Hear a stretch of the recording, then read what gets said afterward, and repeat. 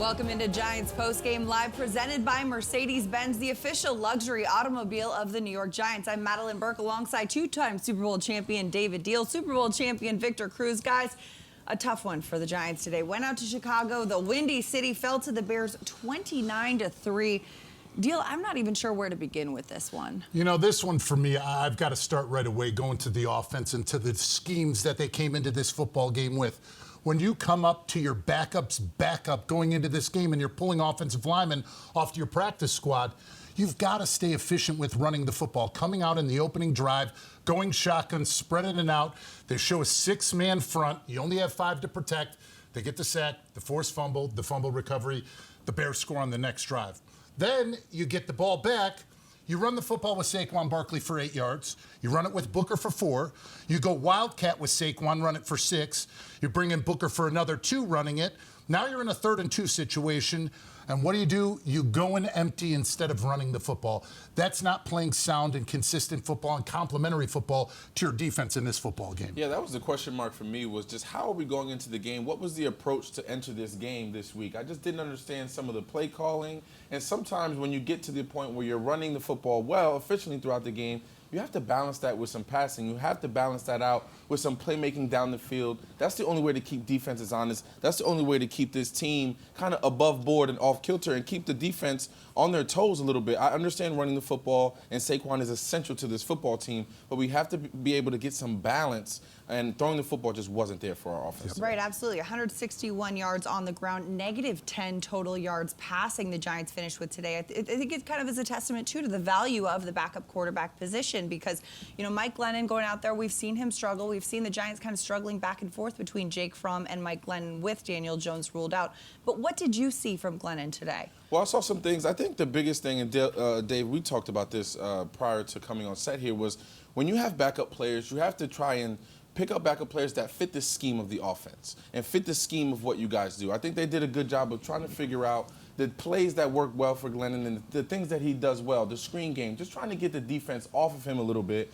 But I just think overall, it was just tough to see him get into any kind of rhythm today. And I think that was the biggest thing. You want him to get a completion. You want him to throw the ball downfield. You wanted to get some type of continuity with that offense moving the ball down the field. We just didn't see a lot of it today. Yeah, and when you look at it, there weren't a lot of 3rd and longs for this Giants offense.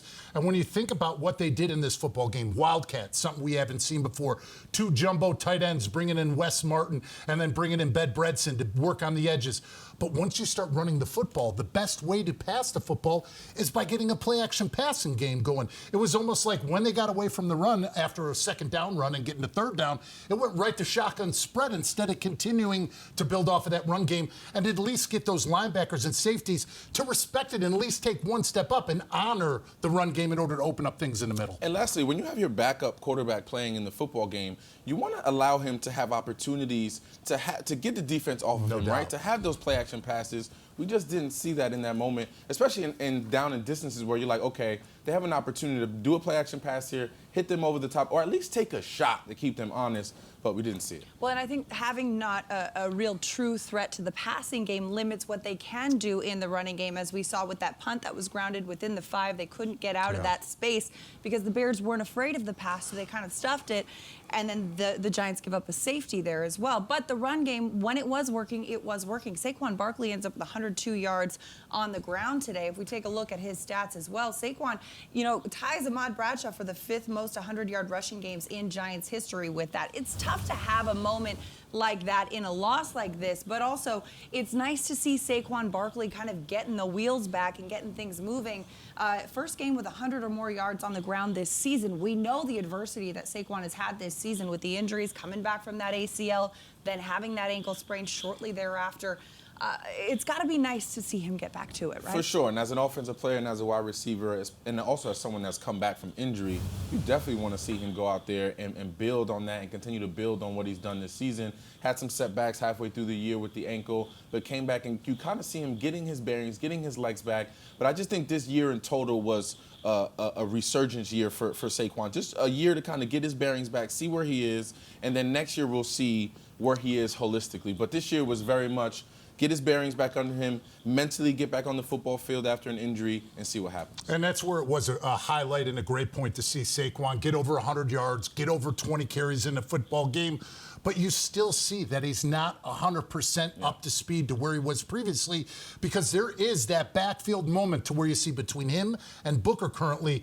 The minute that Booker has the ball, he sees the hole, that foot's in the ground, and he's getting north and south. There's still a little bit of indecision with the running and the aggressiveness of Saquon Barkley. Yeah, it feels like the last leg for Saquon is when we're so used to seeing Saquon, when he hits that hole, he bursts through that hole like we've never seen. So we're waiting for, I think that's the last leg of, Saquon coming back and being the player that he once was. You know, it's like a basketball player who's had a spell. You got to see the ball go through the net a few times. Once you do, you get that confidence. It comes back as well. You know, the Giants also own Chicago's first-round draft pick next year. They got that from last year when the Bears traded up to 11 to draft Justin Fields. So this game really was beneficial both ways in that process for the Giants, because right now at this point in the season with one game left, the Giants are just looking at the future. And so we see some of the positive moments from some of these individual players as we're looking towards what comes next, right? Yeah, you start to look at what you have on your team right now. You start to analyze and assess the players that you have. You kind of start to do a long look of who's going to be with you long term, who's the guys that can help you win, what guys on offense can help you for the future of this football team, because obviously this team is looking towards the future. What's going to come next year? Obviously some questions at the quarterback position and at other positions all over the field. When you have a season like this, everybody's job is in question. It shouldn't matter who it is. You should be looking at yourself in the mirror and saying, what can I do better to help this football team? Yeah, I mean, you're either part of the solution or you are the problem and won't be here on the 2022 roster. But seeing young players like Andrew Thomas continue to ascend and get to that first-round draft pick that he was, Xavier McKinney continuing to make big plays. He almost had an interception, which he should have, coming over to close and help on the sidelines. But those are the types of things that you're seeing out of young players that are stepping up and continuing to elevate their game. And this is really the moment, too, to see that these players kind of make their moment, make their mark, knowing that anytime you're on the football field, you're putting film on tape right there. We've got a lot more coming up on the show after the break. We're going to hear from Coach Judge and more, but first, guests of our post-game show received a gift certificate to Ben and Jack's, located on 44th Street in Manhattan. From the celebrated porterhouse to finer seafood, Ben and Jack's will surpass your expectations of what a steakhouse should be. After the break, we'll hear from head coach Joe Judge and much more as we continue here on Giants Postgame Live, presented by Mercedes. Enter the Giants Postgame Live Watch and Win sweepstakes to win tickets to see the Giants take on the Washington football team this Sunday. Just scan the QR code on the screen or go directly to msgnetworks.com. And don't forget to use this week's keyword together. Good luck, and you could win big. Just look at that. Scan that little QR code. Join us for the Watch and Win sweepstakes. Join us next week at MetLife Stadium as the Giants close out this 2021 season, which understandably hasn't gone the way that they would have liked, coming off this 29-3 loss in Chicago. You know, some of the things that we've heard, points of emphasis, third down, or the final 2 minutes of that first half have continued to be a struggle. The Giants have been outscored 76-0 in that time period, including 8 points given up to the Bears. What was it, 61 seconds? 61 seconds.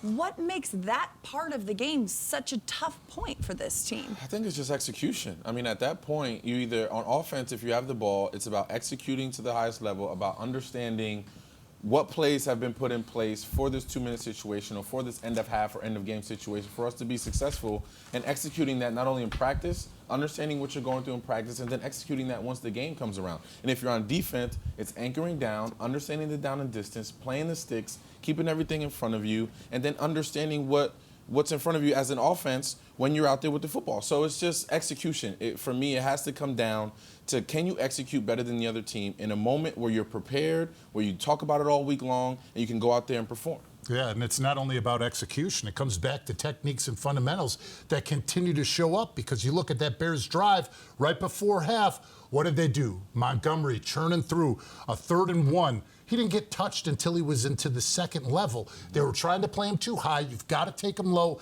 And once again, a key interception dropped in the end zone by Logan Ryan in that play. That's a turning point right there, right before the half, to give you some momentum where you know the Chicago Bears are getting the ball to start the second half. And that's another thing, too. You have opportunities in every game, right? You see it. where you have opportunities to change the game. One of those is the Logan Ryan, dropped interception. You have moments where you can change the football game and change the scope of the game and provide energy and a jolt of energy to this team.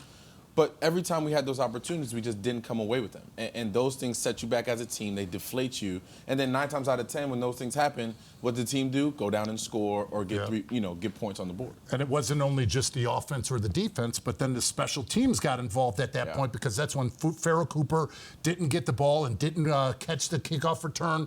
The ball gets down right at the 4. They almost give up a safety on the first one, have a false start on the second one, and then on the third one on 2nd and 14, that's when they give up the safety, when you're backed up in that position. Those are things that right now this Giants football team can't overcome. Yeah. Absolutely. It just can't happen. Well, in that moment from Farrell Cooper, too, you could see he very much, I think everyone watching very much expected that ball to take a bounce into the end zone. And when that thing sat, you're just thinking, oh, gosh, no, that's not what they expected to. And you got to be able to. You're a veteran player. You can't have that happen. Go get the ball, especially on kickoff. You know this ball is live. And if there's a question, go get it. Exactly. That's also Soldier Field for you, too. Like, there that you field go. is just. It's 24 degrees. It's not the windy. best field, exactly. There's a lot going on there, too. Exactly. But third down is another thing that we talked about as well. 1 for 11 on third down for the Giants today. There are moments in practice where teams go through third down scenarios and opportunities. How do you improve that to a higher ratio? Well, I'll do you one better, man. There's an entire day dedicated to it, whether it's in the film room or whether it's out there on the field as well. But it's about, again, execution. You know what plays are being drawn up. We used to get to the point with Diehl. I used to come out of the huddle and understand exactly, before we even got into the huddle on third down, if it was 3rd and 2, 3rd and 3, we were so locked in, I knew what plays were coming up. I knew, like, what plays we had drawn up for 3rd and short, for 3rd and 5. I knew what was being asked of me in this moment. So I'm going into this game in the huddle like, all right, we're either going to call this, or this, and I'm ready for all of these. And I need to know what coverage is coming on the back end of this as well. So it's that level of preparation that has to be had going into each and every week for you to be successful. And it's just not going to work out if you're going in there tentative, not knowing, kind of understanding what's at stake here, kind of understanding what play is being called. But when you go in there understanding from a player, 3rd and 7, I know what 5 plays we have for that, and I wait for one of those to be called and run my route and do what I need to do from an execution perspective to be better and to win that down. For me, third down was all about the play calls that rolled into it. I went through the rundown of where they were running the football successfully. They get away from it. Let's talk about the last drive for the New York Giants right before the end of the first quarter. They bring in the jumbo tight ends again. Run for 8. Saquon Barkley, run for 4. Run for 1. 2nd and 9, another run for 4. Now you put yourself in third down in a perfect distance with 7 left to go. The scheme at the left guard and left tackle position where you're running Booker away off of a play action, you're pinning at the point of attack with Andrew Thomas and trying to pull Matt Skura out to block the defensive end, Robert Quinn, who we know tears off of the edge, who broke a record, but he has no run action going to him. The running back's going away. He's clearly going to be able to get into the backfield and pressure. Granted, Booker was able to come out with a little complete pass and get something out of it, but then once again, you're putting the football back to the Bears, and they get momentum back into this football game. Well, and Robert Quinn, of course, as you mentioned, broke the single-season sack record from 1985. We've heard a few things about the 1985 Bears, so I think that's a quality record to have a talented player that you're facing. But, this Giants offensive line has seen a lot of moving parts this season, a lot of shuffle, a lot of turnover for various reasons, injury and COVID and what have you. And this has been the 11th variation we've seen on the offensive line today. Diehl, has there ever been a unit that you were a part of that had that much change? I've never been a part of anything like this where you didn't know who was playing next to you because of whether it's injury or COVID protocol. You're pulling people up from the practice squad. There's only one time where I've ever been in this situation where right before a game, David Boss had a migraine concussion. He couldn't play. We bring up, rest in peace, Mitch Petrus up for that Green Bay Packers game.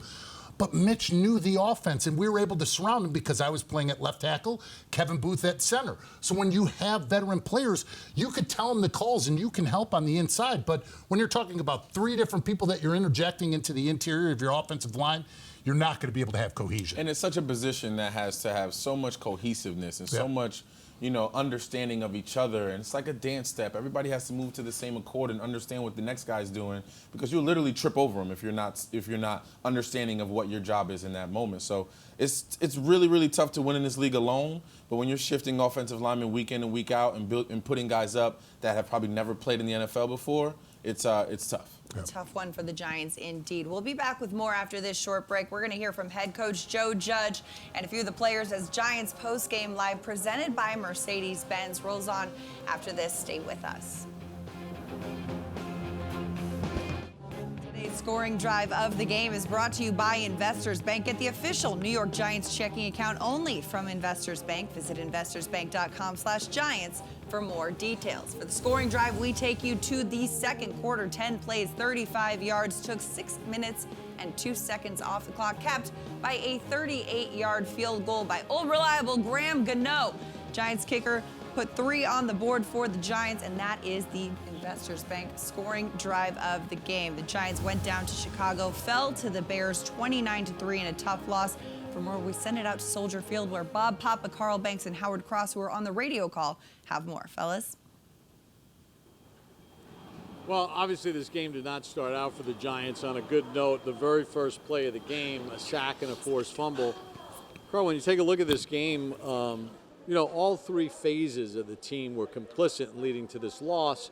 None of the units excelled in this game, and this team is not talented enough to overcome mistakes all across the board. No, and you know, when you're in this state that the Giants are in, you try to find the strength and you play to it, and you clearly don't start by going away from that strength the first play of the game. So you saw when they started to close the formation down and run the football some, you started to see them have more success, but it just didn't happen soon enough. I mean, you got to know that if you can't run the ball, you got to bring in those extra linemen in, put everybody on the sideline, put them in the game, and start making things happen. You got to try something. And then, you know, special teams, a couple big mistakes by special teams that hurt the Giants. Keon Crossen got a call for a holding penalty on a punt return. So instead of starting at the 42, you're starting back at your own 34 or whatever it was. They're not good enough to overcome giving up that kind of field position or the kickoff not fielded by Farrell Cooper. Yeah, so the holding play, it happens on special teams, but again, you're not good enough to give away field position. But then you have a egregious one where you're thinking it's going to be a touchback, but you don't ensure that, and you'll start running away from the football, and it drops dead at the 2-yard line. The Giants family obviously lost one of their members on New Year's Eve, early New Year's morning, when Dan Reeves passed away at the age of 77. Dan coached the Giants from 1993 to 1996. And Carl, I know you didn't play for Coach Reeves, but you competed against him. You got one of the Super Bowls from him. Just talk about competing against Dan Reeves' teams. Well, his teams are always good, and you know, you can trace him all the way back to the Dallas Cowboys days, his influence that was taken from the Cowboys and then on to the Denver Broncos. He led some really great teams in Denver, and they were always competitive and one of the more innovative teams. And he did the unthinkable. He got the Atlanta Falcons to a Super Bowl. Howard, his first year with the Giants was 1993, and his first game was right here at Soldier Field. You caught a touchdown pass in that game from Phil Simms. What was it like playing for him that first year? You know, it's kind of cool. You know, Dan Reeves comes in. He's a kind of an old school football coach. He's a nuts and bolts kind of guy. You get back to the basics of football. We had live practices, cut drills, the whole 9 yards. It was just back in the day, and he was one of those guys. Great guy off the field, though. A great family man. Phil Simms told a story today where, and you would remember this, Howard. First meeting, he comes in and he says, "Okay, both feet on the ground and take those dang hats off." And Phil leaned over to Bart Oates and said, "You know what? I think we're going to start winning again."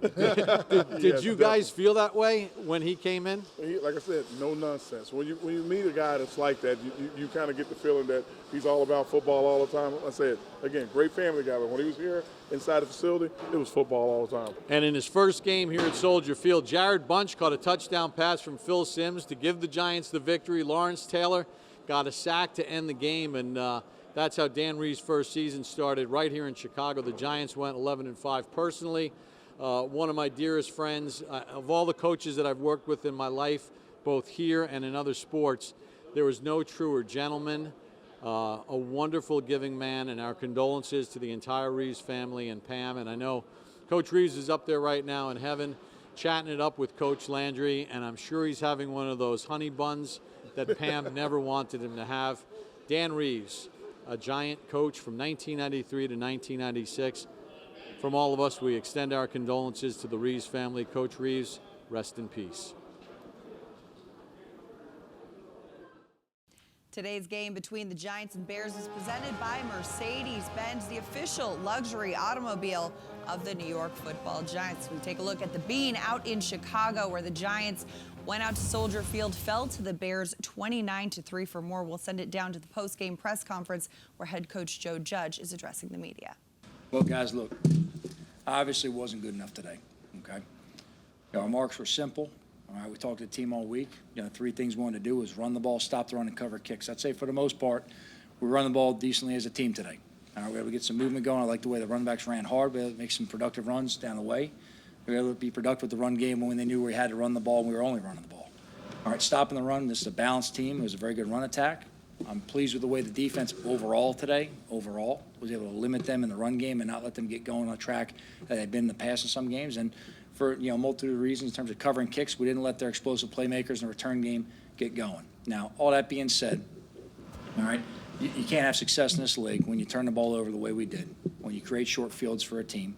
Okay, every team's going to take advantage of that with the types of position we gave the team. You can't have mistakes in the kicking game like we had at the end of the first half. That's a 5-point mistake. We can't do that. It's not acceptable. It's not going to be tolerated. So, in terms of how the team played, look, the one thing I'm repeatedly proud of is the way they play and they finish. And they fight and they play for each other and they showed up to work. They practice hard, they prepare well. All right. The reality is we got to eliminate the things that are mistakes, give ourselves an opportunity and a chance for success. And overall, we talk about the big marks we had to hit, but ultimately one of those big marks, the turnovers right there early in the game set us behind a good deal, and we didn't do enough to overcome it. So that being said, a lot of credit to the Bears. Matt and his team came out today, did a better job than we did, and they deserve to have the success. So that being said, any questions you have? So coming into the game, was it your plan to run that much, or did the bad start in the passing game cause you to run even more than you were going to? The plan was to run that much. That was the plan in the game. Now there's obviously different adjustments we can make within the game, but we knew we were going to come in today. It was going to be run the ball, stop the run, cover kicks. That was the goal. What do you say about 24 yards, though? I mean, 24 yards passing, 10 net yards passing. I'm not here to argue or debate about stats. Jordan, it is what it is. You know what I mean? It is what it is. It wasn't good enough. Joe, the first play from scrimmage there, is Mike supposed to get a hot receiver there, or is somebody supposed to block? Looked like we were mapped up as a 5-man protection. We mapped up 5 for 5 along the way. There's obviously ways to handle the free rushers coming off. I'm not going to go into everything schematically and what we did. Obviously, it wasn't good enough right there. Is Mike not recognizing that, or is it what's going on there? I'm just going to keep it as obviously from an offensive standpoint, it wasn't good enough right there. All right, I'm not going to go in here dissecting everything Mike did today, but we got to be more productive and do better things in offense. Given the fact that they obviously knew you were going to run, a lot, how do you think Saquon handled that in terms of his production? I did a good job today with that. There was a lot of times when we were loaded boxes, and we say, hey, look, we're running either way. We knew going into the game at some point they were going to recognize the game plan was to run. We're playing 7 offensive linemen at a time. We got a lot of things in those boxes with 7 linemen. They obviously load the box, put their bigger personnel in. We're still able to be productive in the run game. That was it. I thought that Saquon did good things. A couple times I had him in the backfield with some blitzes or pressures. He was able to slip out and make something out of nothing at certain times. Thought he ran hard. Thought he ran with good ball security. Thought he went out there and really plays a good team player today and fought to the end. Consider going to Jake at all? Thinking about a lot of things, but the decisions made today were decisions that were best for the team. Joe, on the 3rd and 10 from their 24, when you scored your only points there, what is the thinking running on 3rd and 10 there? Are you hoping you get 8 or 9, so it's 4-down territory, or it seemed like a give-up play, so to speak? No, it definitely was not a give-up play. But the thought process of maybe being able to bust a sub-run right there, but also at the same time, as you alluded to, does it put us in more of a aggressive 4th-down mentality? That was going to be part of the game plan today if we got ourselves in those type of zones and those ranges on 4th down. There were things we're going to consider to be aggressive and go for it right there. Is that an illustration to some degree about how little confidence you have in the passing game at that point? No, just the plan today was to run the ball. Keep it as that. Did you feel helpless at any point where you couldn't get anything going offensively at all? That's not really a word I ever used, Dan. So, obviously we didn't do enough well. We didn't get anything going really in the passing game. But in terms of the run game, we committed to it. We were able to have some production on it, put us in some positions that we had manageable 3rd downs. Obviously, we didn't do well enough in that zone either. Why did you think you weren't going to be able to pass the ball coming into this game? What was it that concerned you in that regard? Just because you choose to run the ball doesn't mean because you have a absence of faith in another aspect of it. Sometimes you go in and you say, how can we go ahead and play our best football today? There's a number of things you look at throughout the week, whether that's health of players, availability of players, whether it's weather situations, whether it's something about their defense that you think matches up well, whether there's just an aspect of your game that you have to do better in and set the tone for how you're going to play. So there's a multitude of reasons right there. It's not one thing that triggers, hey, we can only do one thing right there. But we felt the best chance for success today was to run the ball. And again, that was our mark coming in. We had to run the ball better, stop the run and cover kicks. That was it. The three big things we had to do. And then obviously it always falls under ball security, all right, turnovers, all right, and then penalties within that zone too. The kicking game mess up you referred to, is that just lack of awareness of where they were on the field or miscommunication or what? Yeah, I didn't talk directly to Coop. I talked to the coaches, obviously, on that one there, make sure that we're straightened out on that. That definitely demonstrates that we didn't know where we were on the field, at that moment in time and letting the thing go. That's not acceptable. That's not acceptable. So it looked earlier in the game like he did the same thing. The ball barely got into the end zone on the other side. I don't know if you noticed that or if anybody spoke to him about that at all. When they were kicking to the left of our bench? Yeah, it looked like.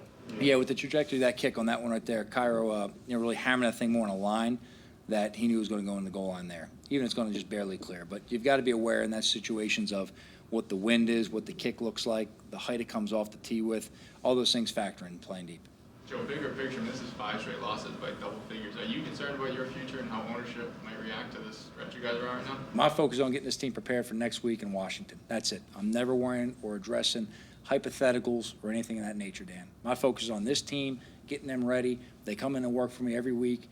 The thing I owe them is having them prepared and ready and getting in a position to have success. That's it. It's the only thing I'm concerned with right now, Dan. Let's take some Zoom questions.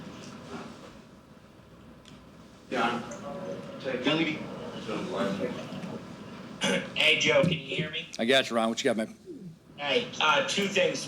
Why was Booker the right choice there when you got the safety instead of Saquon? Why was Booker the guy to get the ball? And is the offensive line giving you guys a chance in the passing game? It's easy for us to look at the quarterback numbers. Is the offensive line giving you a chance? All right, Ron, I'm not going to go into kind of like full unit evaluations right now. I'm going to watch the tape and see what corrections we have to make and we have to do better.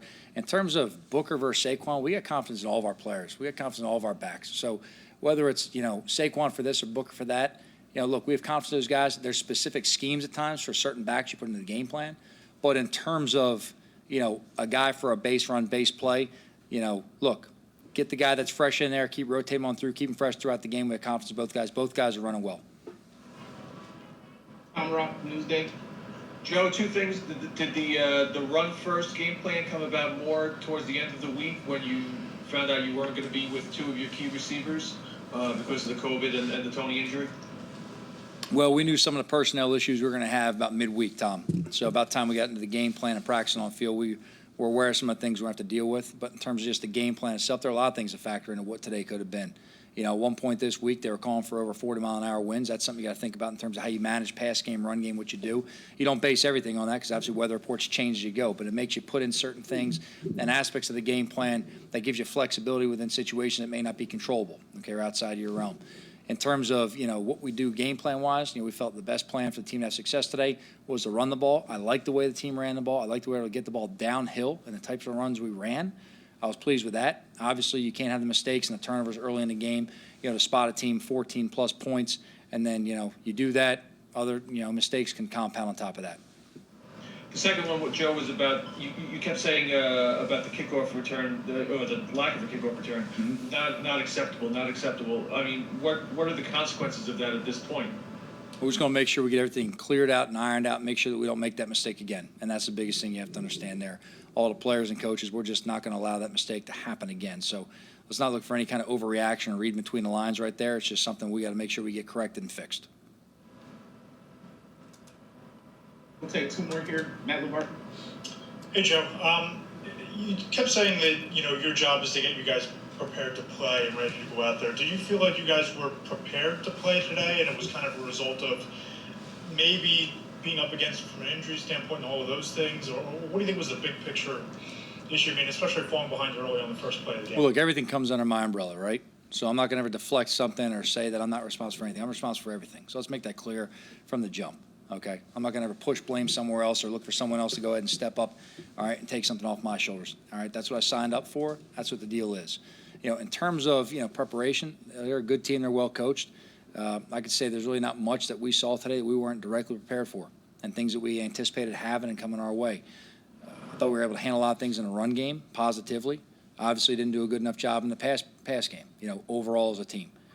Defensively, we had a feel on how this game was going to go a little bit when they announced Dalton as a quarterback.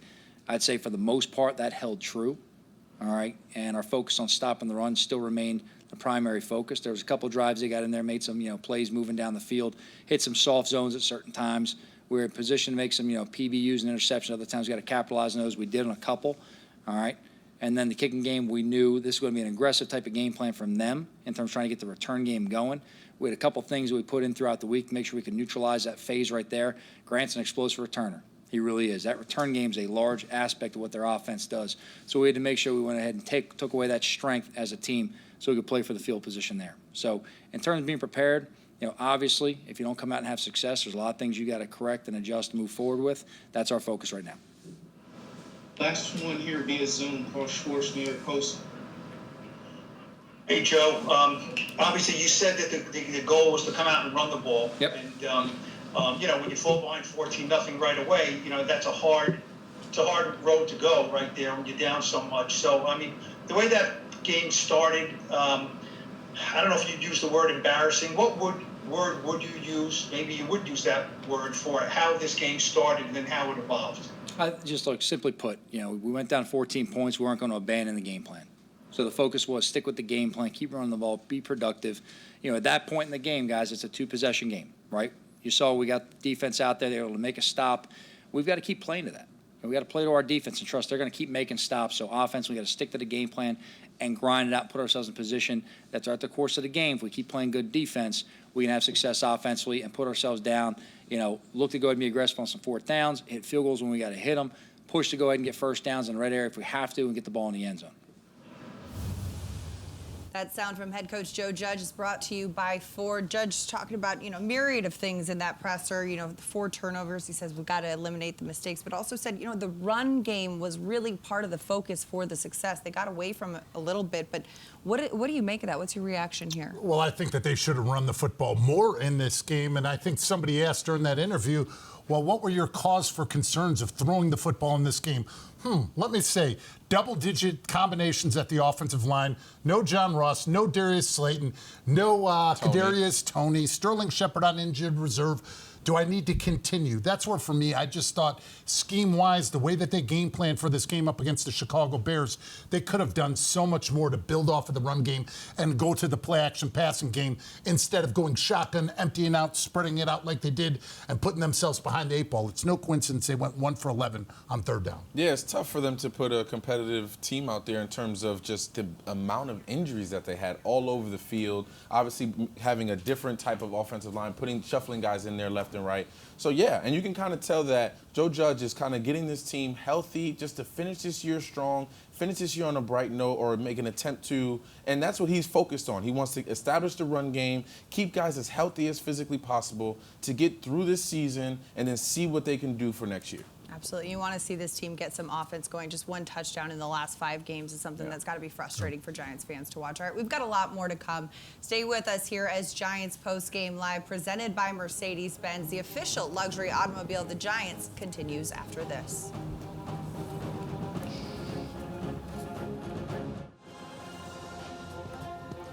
Giants fans, you've got one more chance to see the Giants in person before the season comes to an end, and we're going to give you that chance right here. Enter the Giants Postgame Live Watch and Win sweepstakes to win tickets to see the Giants take on the Washington football team next Sunday. Scan the QR code on the screen or go directly to msgnetworks.com, and don't forget to use this week's keyword, together. Together is the keyword. Good luck.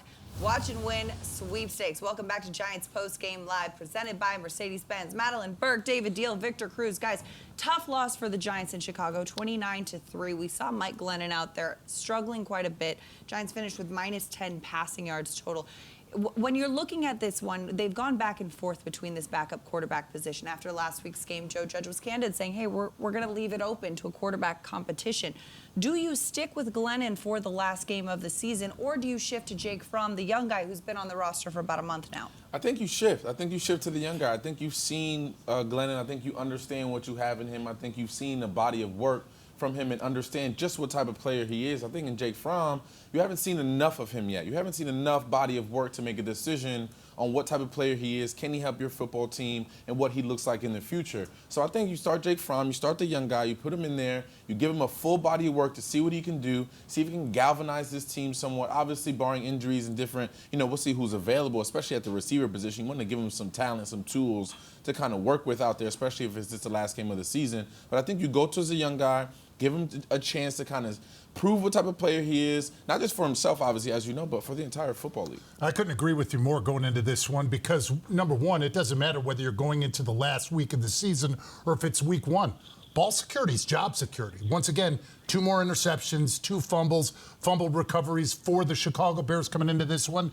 And let's face it and be honest here. He's not the future franchise quarterback of the New York Giants. See what you have in Jake Fromm. Give him another opportunity up against another NFC East team. And then now go into the offseason and really be able to diagnose who are the guys that you want to keep on your roster and compete at certain spots. And maybe Jake Fromm is that guy. Maybe he isn't. And at this point in the season, too, the Giants are looking at evaluating players, and not just the Giants, the rest of the league as well. So each of these players is getting on the field to showcase what they have. All right, we've got a little bit more to come here. Stay with us as Giants Postgame Live continues after this. We're brought to you by Mercedes-Benz, the official luxury automobile of the Giants. Hey, Giants fans, check out the Eli Manning Show presented by Dunkin'. All you have to do is subscribe to the Giants YouTube channel to catch the latest episodes and all of the Eli extras. Eli Manning Show presented by Dunkin'. Welcome back to Giants Post Game Live. The Giants fell to the Bears 29-3. We send it down to Soldier Field, where Saquon Barkley, who rushed for over 100 yards, is addressing the media. You knew coming in it was going to be a run-heavy game plan. The Bears obviously knew it too, and they figured it out. How hard is that for you to be productive when they know what's coming? Yeah, they're a great team. They have a great defense, a bunch of heck of players over there. In the run game today, I think the O-line did a tremendous job of opening up holes for me and Book. But as offense collectively, as a whole, we just didn't do enough to get the job done, and we just got to be better. Saquon, how difficult was that start? What did you see on that first play from scrimmage? The first play from scrimmage, obviously, with the strip sack of Mike and whatnot. Yeah, we were in empty, so I was kind of out wide, and they brought one more than we can handle. And as an offense, we got to do better in that job. We got to do better there. We got to execute better on that play as a whole. And they made a good play. So how do you describe it? What's it feeling like when you guys just couldn't pass the ball? I mean, 24 total yards passing, 10 net yards passing. What's that like to be in a game? And I don't know. Did you feel like you couldn't pass the ball? I don't think you're in the game with the mindset like, dang, we can't pass the ball. Obviously, you see where the game's going. Obviously, you're getting behind, but like I said, as a whole, offense, we didn't do enough. In the run game, in the pass game, as a whole, we didn't do enough to get the job done. And that's just the end of the story. Saquon, Joe was just in here talking to us for quite a bit just about how he, despite how bad the results have been, he truly believes there's a foundation here. Can you, as a guy who's been here for a few years, can you address kind of what you see around there in your room and whatnot? Because obviously we're not in there. I think you got guys that come to work every single day, win, loss, draw, win by 40, lose by 40, that come to work and fight, and that's all you can ask for on both sides of the ball, and special teams too. Obviously, we're not getting the results we would like, but it's tough to find teams that are at this point 4-12 or whatever we are, and the culture in the locker room is still being carried on, and we're still staying together as a team. If anything, this is bringing us closer. So, like I said, I think earlier in the week, I have faith in his organization and his team and those players in the locker room. And it's been tough times, especially, personally for me, being here 4 years, it's been tough times. But the right guys are in this locker room, and I truly believe that, just based off their character, based off the work ethic, based off the talent that they have. And obviously we would love for it to be different this year, but sometimes we just got to keep sticking with it and keep believing and keep trusting the process. Obviously, you said. That sound from Saquon Barkley was brought to you by Ford. After this break, we'll be back with final thoughts and a look ahead to Week 18 as the Giants take on the Washington football team back at MetLife. You're watching Giants Postgame Live, presented by Mercedes-Benz.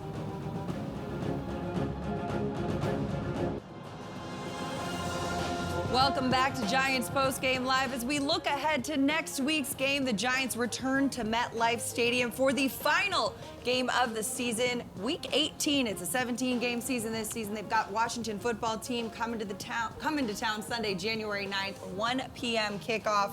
Washington played Philly earlier today, lost to the Eagles 20-16. So what are your early anticipations of this division game to close out the season? Well, hopefully it's just a competitive game. We just want to see the Giants go out there and be a competitive football team and kind of show some pride and some courage and just some excitement around the final game of the season. Even just saying Week 18 out of my mouth sounds insane just to say. Right? But I just want to see this football team come out and just be aggressive, understand who they are, come in with the game plan. Obviously, it might be another run-centric type of week for the Giants. So just come in and execute and just do what you planned all week long and just understand exactly who you are. And come out of this with a sense of some love. I mean, it's my daughter's birthday on this Sunday, too. We'll be at the game. We want some love out of this We game. got to give Kennedy a nice little birthday present out there on the field, too. But we heard Saquon earlier in the show talking about, hey, there's not a lot of 4-12 teams that have a locker room that are still as together as this Giants locker room is. And these guys going out there playing for themselves, but also playing for each other in Week 18. It's the last home game of the season. It's a division rival. Make yourself proud. Make the Giants fans proud. End the season on a high note. And just be honest with yourself. Opportunities are never lost. Someone will take the one that you miss. Not only are you competing after this season with the 31 other teams, but you're going to be competing with another draft. There's a lot to work for, and there's a lot to prove in this last game for a lot of players. Absolutely. And stay up to date with David Diehl's social media for more inspiring quotes like that. Check out Giants.com or Giants social media for more post-game coverage. For David Diehl and Victor Cruz, I'm Madelyn Burke. Thanks for watching. We'll see you next week.